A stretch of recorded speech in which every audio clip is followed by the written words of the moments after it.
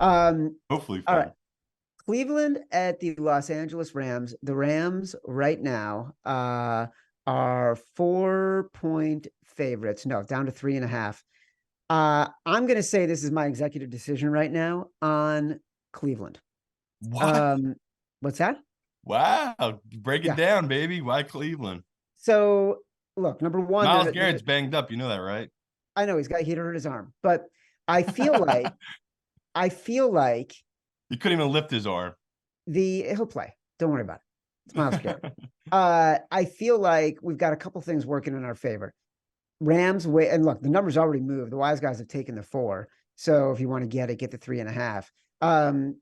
We've got the stats about blowouts, right? Teams losing by 17, playing against a team that won by more than 17, 60% against the spread. That includes a Cleveland got game. blown out last week. What's that? Cleveland got blown out. What did they end up losing? Like 29-12 or something like that? Wow. Fuck. Yeah. I guess you're right. So, and so that includes 2 games that we like, Washington and now Cleveland. And I think look, this is a defense of playmakers beyond Miles Garrett. I've been a fan of this defense all year. It's good against the run. It's good against the pass. It's good as a pass rushing team. The Rams offensive line has struggled consistently against teams like this. To me, this is a spot. And I don't think we can be over sort of inflating the value of the Rams from their win against a really bad team like the Cardinals. And this is when lines get bet up too much. And I think that's what happened with this game. And now we're starting to see some buyback on the Rams at 4. I think, I know you still got some work to do. I think you're going to dig into this and think, oh, yeah, Cleveland's the right side here.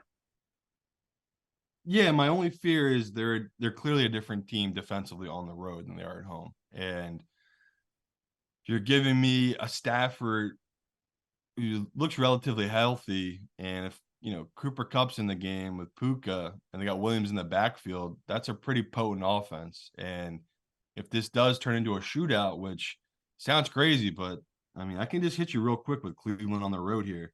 All right, so let's start early. Pittsburgh, whatever that was, September 18th, they lost 20, they had 22 points, but they gave up 26 to Pittsburgh. Okay, not a big deal early in the season, whatever.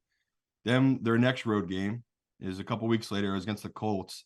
They won 39-38 on the road. So they gave up 38 points to the Colts. Okay, fluky game. Those things happen. The next week, they're on the road again in Seattle. We all remember this game. They lost 24-20. Not crazy, giving up 20 points. Then the following week, they go to Baltimore and they gave up 31 to that Ravens offense. So, and then we have them here in Denver where they gave up 29. Clearly it's different, them on the road than compared to at home.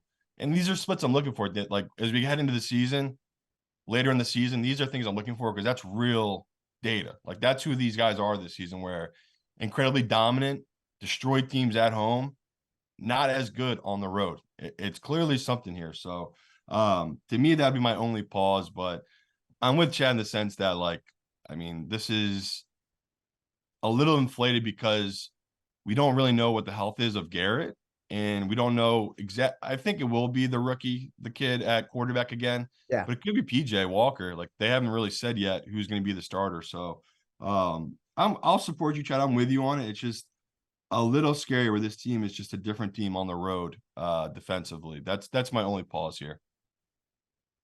Well, we'll get more data. By Sunday, we'll have a decision one way or the other.